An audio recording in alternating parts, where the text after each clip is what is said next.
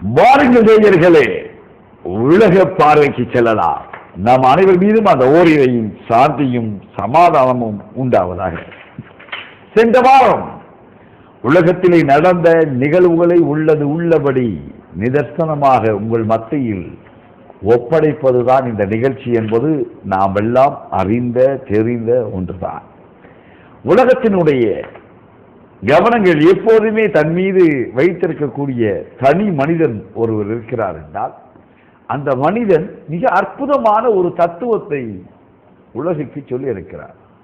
உண்மையிலே வரவேற்கப்பட வேண்டிய ஒரு தத்துவம். பணம் என்பது மனிதர்களின் தொழிலாளியாகத்தான் இருக்க வேண்டுமே தவிர, பணம் என்பது மனிதர்களின் தொழிலாளியாகத்தான் இருக்க வேண்டுமே தவிர என்றைக்குமே எஜமானாக மாறக்கூடாது. யாரோ ஒரு கம்யூனிஸ்ட் சித்தாந்தவாதி இதை சொல்லி இருக்கிறாரா?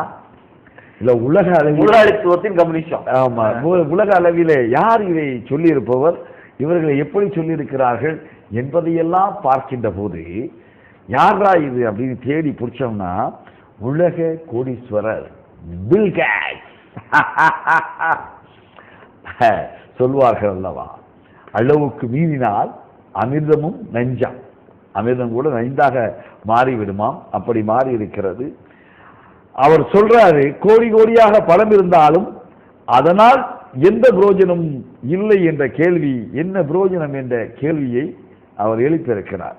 மைக்ரோசாப்ட்வேருடைய தந்தை பில் கேட்ஸ் லண்டனிலிருந்து வெளியாகும் பிரபலமான ஒரு நாளிதழுக்கு இவர் கொடுத்திருக்கக்கூடிய சமீபத்திய பேட்டி 65 பில்லியன் அமெரிக்க டாலர் அளவுக்கு தனக்கு சொத்து உள்ளது. ஆனாலும் அவ்வளவு பணம் எனக்கு எந்த பிரயோஜனமும் இல்லை என்று தெரிவித்துள்ளார். உணவு, உடை போன்ற அடிப்படை தேவைகளுக்கு பொறுத்தவரை நான் தண்ணீரோடு வாழ்கிறேன். இந்த அளவுக்கு மேல் இந்த பணம் இருந்து பலன் ஏதும் இல்லை.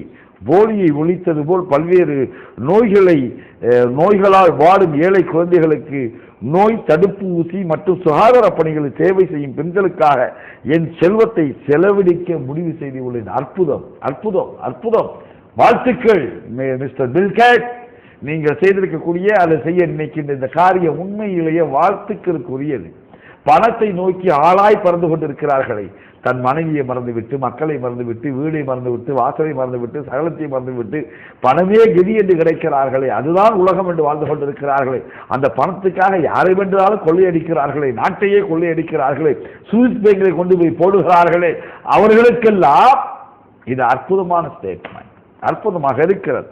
நீங்கள் சுகாதார பணிக்கும் சேவைக்கும் குழந்தைகளுடைய நலனுக்கும் நீங்கள் செலவிடுவீர்கள் என்றால் அதை விட வேறு அற்புதம் என்ன இருக்க முடியும்? 1990 ஆண்டில் உலகமெங்கும் 5 வயதை தாண்டாத 1,20,00,000 குழந்தைகள் நோயால் பலியாகின்றனர். 1990 ஆண்டில் உலகமெங்கும் 5 வயதை தாண்டாத 1,20,00,000 குழந்தைகள் நோயால் பலியாகின்றனர். அந்த எண்ணிக்கை தற்போது 70 லட்சமாக குறைந்துள்ளது.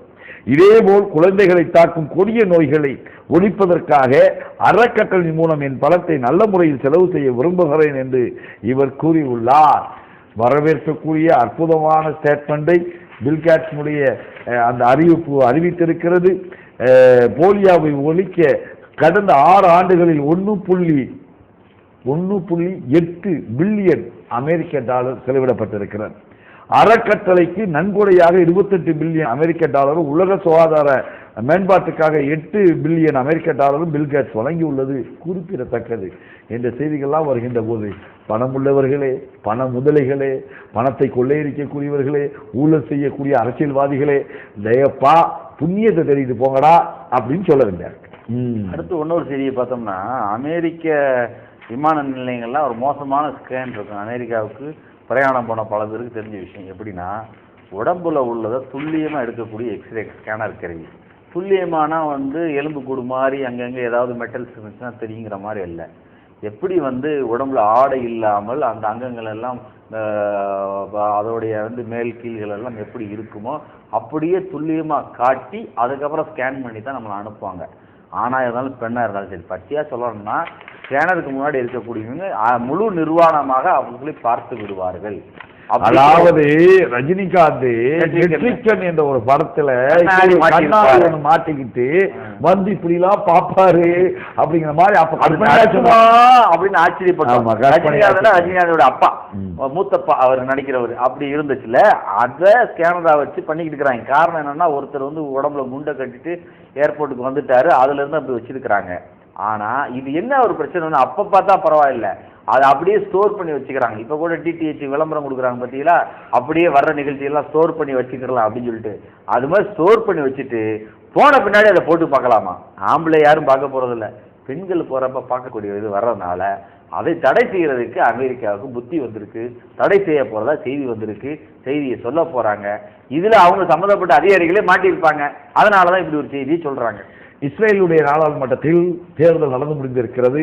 120 இடங்களுக்கான தேர்தலிலே 31 இடங்களை இப்போது அந்த நாட்டினுடைய ஆட்சியாளராக இருக்கின்ற நெதன்யாகுனுடைய கட்சி பெற்றிருக்கிறது. ஆகவே முதல்ல இடதுசாரிகளுடைய ஆதரவு பெற்று தன்னுடைய ஆட்சியை அளித்தார். ஆனால் இப்போது வந்து பார்த்தீங்கன்னா எஸ் அடிட் என்று சொல்லக்கூடிய கட்சி, அதாவது மிக தீவிரவாத யூத சிந்தனை கொண்ட கட்சி 19 இடங்களை பிடித்திருக்கிறார்களாம். அவர்களோடு இணைந்து ஆக கூட்டணி ஆட்சி அமைக்கிறதே உங்க தத்துவம் ஆகிப்போச்சு. எப்படின்னா 2 பேருமே இனவாத கட்சி, ஜியோனிஸ்ட்ல கடுமையான இனவாத கட்சி. ஆனா 2 பேரும் பேர் மட்டும் மாத்தி இருக்கணும். இருந்தாலுமே வந்து கூட்டணியா தான் ஆட்சி அமைக்கக்கூடிய மோசமான சொல்ல. இஸ்ரேல்ல வந்து பாத்தீங்கன்னா 64 ஆண்டாச்சு அது பிறந்து 1900 கள்ள குழந்தை அது பிறந்த சொல்லக்கூடாது. ஆமா, அது அபகரிக்கப்பட்டு பாக்கி, அதாவது பாலஸ்தீனம் அபகரிக்கப்பட்டு அத்தனைய நாட்கள் சென்று விட்டது. அப்படி சென்றதுக்கு அப்புறம் பாத்தீங்கன்னா இதுவரையிலும் ஒரு தனி பெரும்பான்மை கட்சி ஆட்சி அமைச்சதே கிடையாது. ஆக உங்களுக்குள்ளே ஒற்றுமை இல்லை, நீங்க என்னடா உலக நாட்டை பார்த்து சொல்றீங்க பாவிகளா. அவன் அநியாயத்துக்கு பாலஸ்தீன மக்களை அபகரித்து சொந்த நாட்டிலே அகதிகளாக மாற்றி அவனை வந்து துள்ளி பூண்டு போயில காசாவிலையும் இதுலையும் கொண்டு வந்து நிறுத்திட்டீங்களடா. முக்கியமாக சொன்னோம்னா அப்பாஸுடைய கட்சி வந்து ஒரு பக்கம் இருந்தாலும், காசா அங்கே உள்ளவர்கள் வந்து ஹமாஸினுடைய இதுகள் ஒரு பக்கம் இருந்தாலும், அவர்கள் எல்லாம் போராடி கொண்டிருக்கக்கூடிய போராளிகளாக மாற்றிட்டு நீங்க பாட்டில் சொகுசான வாழ்க்கையாடா வாழ போறீங்க அப்படிங்கிற கேள்வி கேட்டாலும் இதற்கான நிரந்தர தீர்வு இன்ஷா அல்லாஹ் கிடைக்கும் என்ற ஒரு நம்பிக்கை இருந்து கொண்டிருக்கிறது. முகமது முர்ஷி அவர்கள் செய்யக்கூடிய முயற்சி வெற்றி அடைய வேண்டும். ஏனென்றால் இரு சாரார்களின் எப்படி இங்கே இஸ்ரேல் இவனுங்க எல்லாம் 4 கட்சியா பிரிஞ்சு இருக்கிறாங்களோ அதே மாதிரி அங்கேயும் பாலஸ்தீனத்திலே அப்படித்தான் இருக்காங்க, இரு சாரார்களாக மாறி இருக்கிறார்கள். அதாவது முன்னாள் PLO, அதாவது யாசிர் அரபாத்துடைய கட்சி இப்போ வந்து பாத் கட்சியா, பாத் கட்சியினுடைய தலைமை பொறுப்புகளே வந்து பாலஸ்தீனத்தினுடைய அதில் முக்கியமாக சொல்ல வேண்டும் என்றால் நம்ம ஜெருசலத்தினுடைய ஆட்சி பொறுப்பு அவர்களிடம் இருக்கிறது. காசாவினுடைய ஆட்சி பொறுப்பு மட்டும்தான் இவர்களிடம் போராளிகளாக இருந்து இன்னைக்கு போராட்டத்தில் தங்களுடைய வாழ்க்கைகளை கழித்துக் கொண்டிருக்கக்கூடிய ஹமாஸினுடைய கைகளிலே இருந்து கொண்டிருக்கிறது என்பதையும் நாம் பார்க்க வேண்டியது இருக்கிறது. அடுத்து பார்த்தோம்னா இந்தியாவுக்கு நாங்கள் நட்புறவுனே இருக்க விரும்புகிறோம், இந்தியா நட்பாட தான் இருக்கணும், அவங்களுக்கு எங்களுக்கும் எந்த விதமான சங்கடங்கள் ஏற்படாமல் உறவுகள் மேம்பட வேண்டும் என்று குடியரசு தின செய்தியாக ஒருத்தர் சொல்லிக்கிறார். யார் சொல்லியிருக்கிறான்னு பார்த்தா பர்வேஸ் பிரதமர் மன்மோகன் சிங்குக்கு இணைந்து செயல்பட விரும்புவதாக பாகிஸ்தான் பிரதமர் ராஜா பர்வேஸ் அஸ்லம் சொல்லிக்கிறார். கழுத்தை வெட்டிட்டீங்க, இதுவரைக்கும் தலையை கொண்டு வந்து கொடுக்கல, குடியரசு தின விழாவாக சொல்லி திருப்பி நட்பு ஏற்படலாம் அடிப்படையில் சொல்லியிருக்கிறாரு. எப்படி இருந்தாலும் சமாதானத்தை விரும்பக்கூடிய நாடுதான் இந்த இந்திய தேசம், இந்த பாரத தேசம். நாங்கள் எல்லாம் பாகிஸ்தானோட நட்புறவு தான் இருக்க விரும்புகின்றோம். அரசியல் காரணங்களுக்காக எங்களை பிரித்தாழ்ந்து எங்களுடைய இராணுவ வீரர்களுடைய உயிரை கொன்று குவிக்கக்கூடிய வேலைகளை 2 பேரும் நிப்பாட்டிட்டு முறையான வர்த்தக உறவு மேம்பாட்டுக்கான உறவுகளை செய்தால் கண்டிப்பாக இந்த நாட்டு மக்களும் அந்த நாட்டு மக்களும் இரு நாடுகளையும் நேசிப்பார்கள். இல்ல 2 நாடு வெவ்வேறு நாடு இல்லையே, ஒரே நாடுப்பா. பேசாம ஒரே மண்ணு எல்லாத்தையும் ஒண்ணாக்குங்க. நம்ம அகண்ட பாரதத்தை பாருங்க, ஆப்கானிஸ்தான் இங்க கொண்டு வாங்க, பங்களாதேஷ் இங்க கொண்டு வாங்க, பாகிஸ்தான் இப்படி கொண்டு வந்தீங்கன்னா எவ்வளவு சந்தோஷமா இருக்கும். பாரதம் தான் இந்திய தௌஹீத் ஜமாத்தோட நோக்கம் மட்டுமல்ல, இந்திய முஸ்லிம்களுடைய நோக்கம். இதை தெள்ள தெளிவாக இங்கு சொல்லி வைக்கிறோம். அடுத்து இந்திய தௌஹீத் ஜமாத் சார்பாக நீதி கேட்டு நெடும் பயணம் இருக்கின்றது. வருகின்ற 30ஆம் தேதி ஆரம்பமாக இருக்கின்றது. அதை பற்றி இந்திய தௌஹீத் ஜமாத்தோட தேசிய தலைவர் எஸ் பாக்கர் அவர்கள் உங்களிடம் தெளிவாக சொல்வார்கள். இந்திய தௌஹீத் ஜமாத் சார்பாக நிகழ்த்தப்பட இருக்கின்ற இந்த நீண்ட பயணம் ஒரு நீதி கேட்டு நீண்ட நெடுந்தூர ஒரு பயணம் நடந்தல்ல, வாகனத்தில. 2 டெம்போ டிராவலரும் ஒரு காருமாக அந்த வாகனங்கள் புறப்பட இருக்கிறது. அந்தந்த மாவட்டங்கள் உள்ளே நுழைகின்ற போது அந்தந்த மாவட்ட சகோதரர்கள் இணைந்து செயல்பட ஆரம்பிப்பார்கள். எல்லா இடங்களிலும் தெருமுனை கூட்டங்களும் அந்த முடிவிலே ஒரு பொதுக்கூட்டமாக இந்த வாகன பயணம் அமைக்கப்பட்டிருக்கிறது. இதனுடைய நோக்கம் முழுக்க முழுக்க ஏற்கனவே நாம் சொன்ன ஒன்றுதான் 5 கோரிக்கை. 5 கோரிக்கை. 1, இடஒதுக்கீடு என்று தலையாய கோரிக்கை மத்திய மாநில அரசாங்கங்கள். மத்திய அரசு கண்டிப்பாக தர வேண்டும், அவர்கள் 10% தர வேண்டும், ரங்கநாத் மிஸ்ரா சொன்னதை நிறைவேற்ற வேண்டும் என்பதை வலியுறுத்தி, அதே போல தமிழகத்தை பொறுத்த மட்டும் 3.5% இருக்கின்ற அதை கூட்டி தருவேன் என்று சொல்லி வாக்குறுதி கொடுத்த முதலமைச்சர் அவர்கள், செல்வி ஜெயலலிதா அவர்கள் அதை 7% தர வேண்டும் என்பதை வலியுறுத்தி முதல் கோரிக்கை.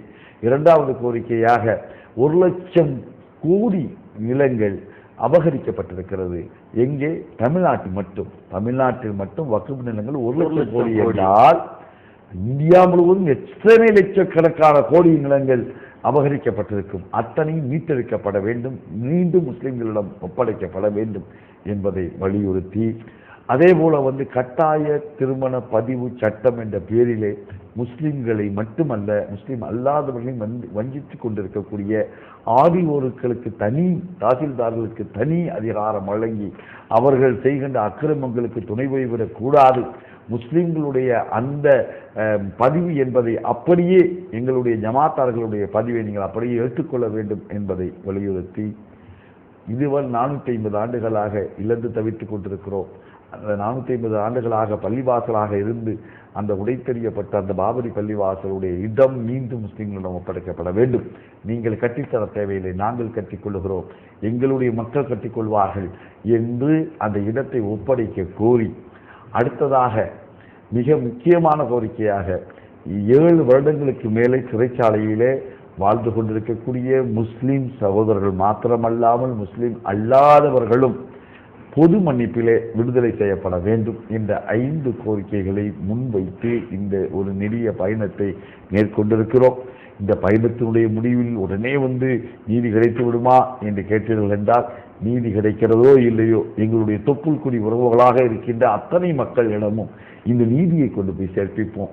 அவர்களுக்கும் இந்த உரிமை இருக்கிறது என்ற உண்மையை அவர்களும் புரிந்து கொள்வார்கள் என்ற அடிப்படையிலே இந்த பயணத்தை மேற்கொள்ள இருக்கிறோம். ஒவ்வொரு ஊருக்கும் வர இருக்கிறோம். இன்ஷா அல்லாஹ் உங்களுடைய ஊர்களுக்கு வருவோம்.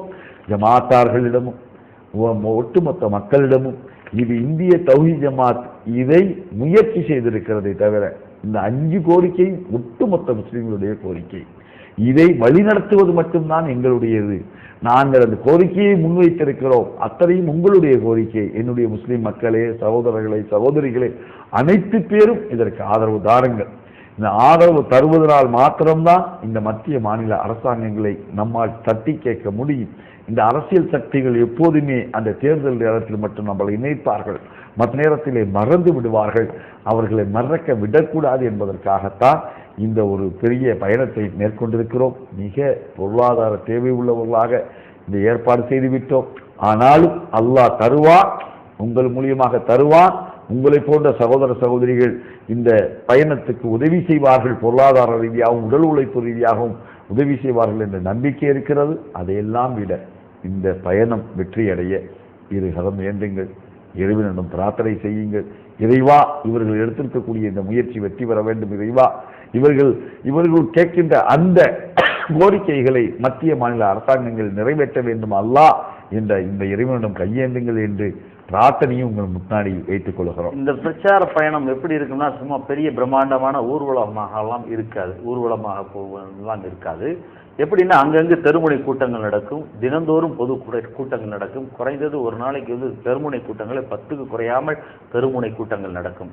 ஜமாத்தார்கள் சந்திப்பு நடக்கும். பள்ளி ஜமாத்தார்கள், முத்தவள்ளிகள், மொஹல்லாவாசிகளுடன் பள்ளிவாசலை சந்திக்கக்கூடிய சந்திப்பு நடக்கும். 5 வேளைகளில் பள்ளிவாசல்களை தொழுகக்கூடிய நிகழ்ச்சிகள் நடக்கும்.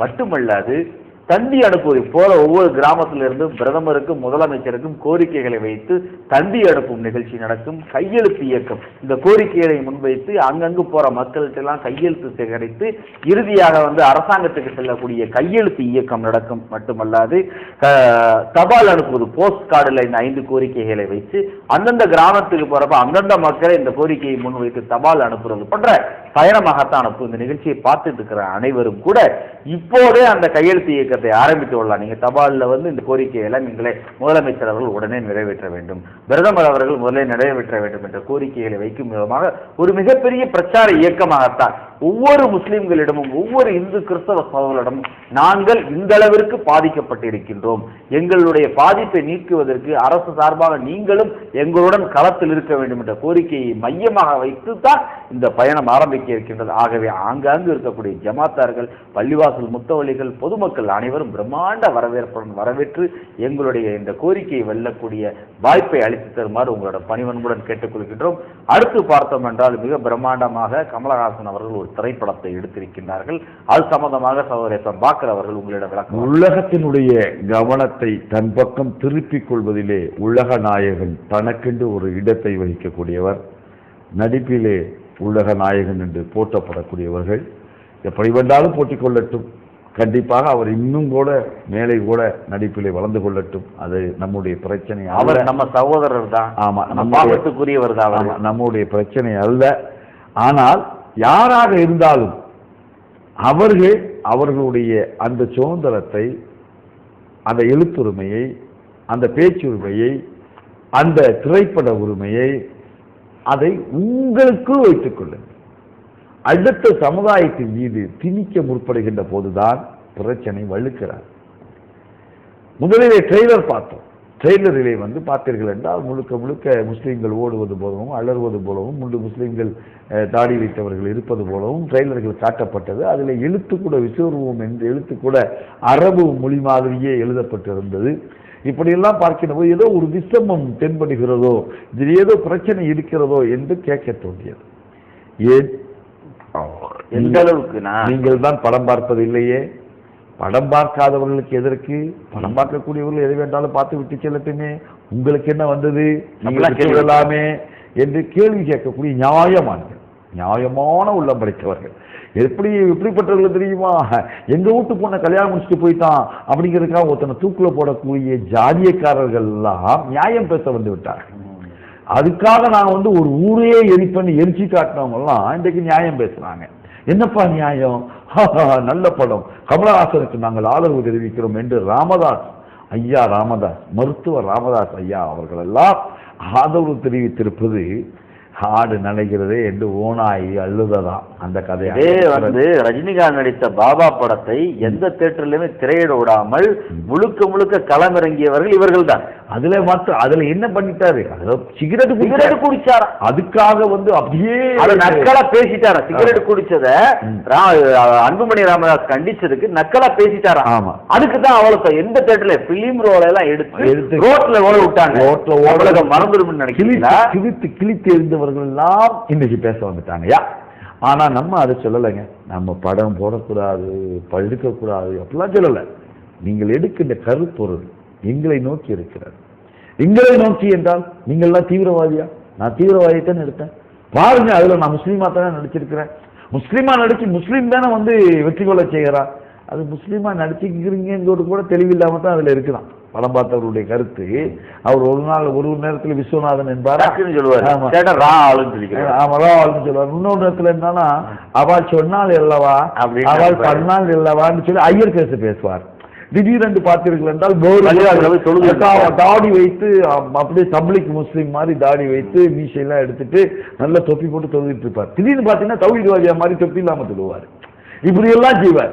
திடீர்னு பார்த்தா அவர் தான் குண்டு வைக்க போவார். திடீர்னு பார்த்தா அவர் தான் குரான் ஓதிட்டு இது பண்ண போவார். இப்படி எல்லாம் பார்க்கின்ற போது ஒண்ணு நீங்க நியாயமா ஒண்ணு செய்யுங்க. நீங்க தயவு செய்து சர்ச்சை நாயகன், உங்களுக்கு பேர் என்ன வைக்கலாம்? உலக நாயகன் வைக்கிறது பதிலாக சர்ச்சை நாயகன் என்று வைத்தால் நல்லா பண்ணி அதுல இருந்து காசு பார்க்கறது. அதாவது இப்போ உங்களுக்கு ஃப்ரீ விளம்பரம் கிடைச்சி போச்சு. உலகநாயகம் படம் சாரி என்னது படம் ஓடலையா? ஓடாதுன்னு ஆயிப்போச்சு. ஆனதுனால இப்போ உங்களுக்கு புதிய விளம்பரம் தேவை. யாரை கையை வச்சா பிரச்சனை வரும், முஸ்லீம்ல கையை வச்சா பிரச்சனை வரும் அப்படிங்கிறது நினைக்கிறீங்க. கை வச்சா தமிழ்நாட்டோட முடிஞ்சு போயிடும். முஸ்லீம் கையை வச்சா நேஷனல் லெவல்ல வரும், இன்டர்நேஷனல் லெவல்ல கூட வரும். அந்த பிரச்சனையை தான் நீங்க கையில் எடுத்துட்டு நான் முஸ்லீம் நண்பர்களுடன் பேச தயார். எங்க வீட்டுல கூட ஒரு முஸ்லீம் மருமகன் இருக்கிறார். யார் தெரியுமா? எங்க சந்திரகாசனுடைய மகளை கல்யாணம் முடித்திருப்பவர் யார் தெரியுமா? ஒரு முஸ்லீம் தான் கல்யாணம் முடிச்சிருக்கிறாரு.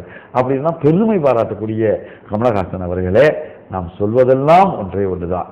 தயவு செய்து எங்கள் சமுதாயத்தில் நல்ல விஷயங்கள் நிறைய இருக்கு. நல்ல விஷயங்களை சொல்லுங்க. சாதியமற்ற சமுதாயத்தை இஸ்லாம் தான் உருவாக்குகிறது சொல்றதுக்கு உங்களுக்கு தைரியம் இருக்கா?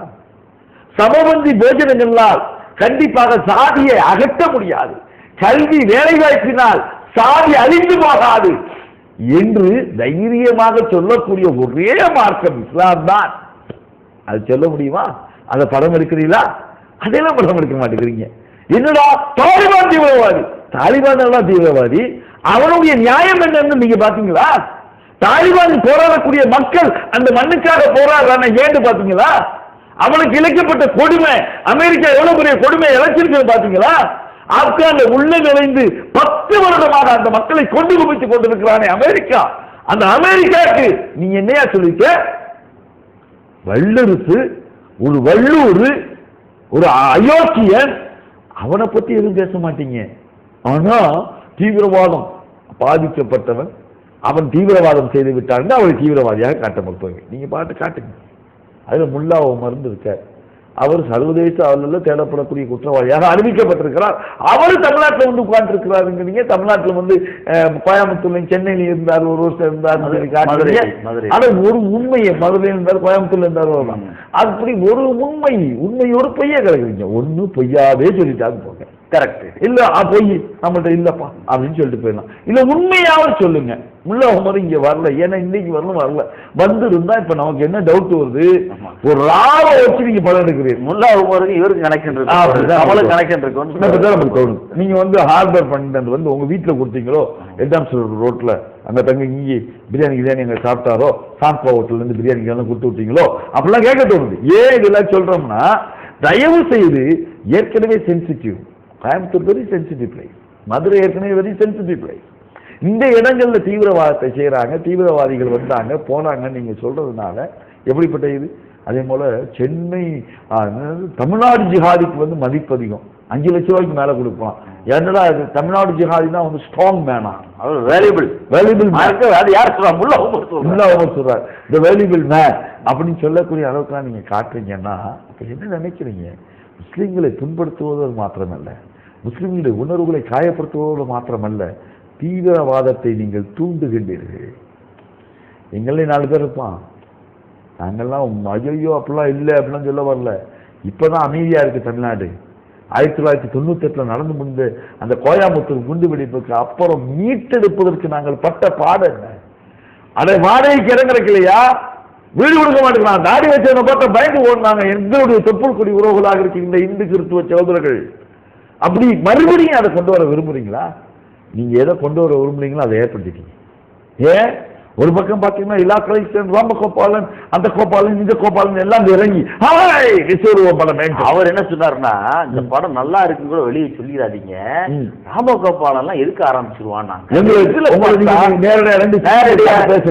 உட்காந்து பேசுறப்ப ராமகோபாலன் அது கூட கேமரால ஆஃப் பண்ணிருங்க, ராமகோபாலன் வந்து எதிர்த்துருவாரு, அந்த ஆளுங்களுக்கு எதிரான படம் இது, நம்மளுக்கு பிரச்சனையே இல்லை அப்படின்னு சொன்னார். கடைசியில பார்த்தா நம்ம தான் முழுக்க பிரச்சனை, நமக்கு தான் பிரச்சனை பண்ணிருக்காரு. இன்னும் நம்ம என்ன சொல்றோம்? இலா கலைசன், இந்த ராமகோபாலன் இதுக்கெல்லாம் என்ன சொல்றோம்? இந்த உஜ்ஜைன் ஒருத்தர் இருந்தா தெரியுமா? அந்த ஆளு அந்த மாதுரி சீச்சை வந்து அவதான் என்னுடைய கனவு கண்ணின்னு 80 வயசுக்காரன் அந்த ஆள் சொல்லிட்டு இருந்தான். அந்த ஆளு காளியை தவறாக வரைந்து விட்டார். அந்த வரைதல்ல ஏதோ ஒரு சின்ன மிஸ்டேக் பண்ணிட்டார் என்பதற்காக இன்னைக்கு ஒரு தமிழ்நாட்டுக்குள்ள மும்பைக்குள்ள வர முடியாது. இந்தியாவுக்குள்ளே வரல, இந்தியாவுல இறந்து போகல. ஆமா, வேற வெளிநாடு செத்து போனா அதுக்கு ஒரு படம் வரைஞ்சதுக்கே இந்த அளவுக்கு எதிர்ப்பு காட்டினீங்களே.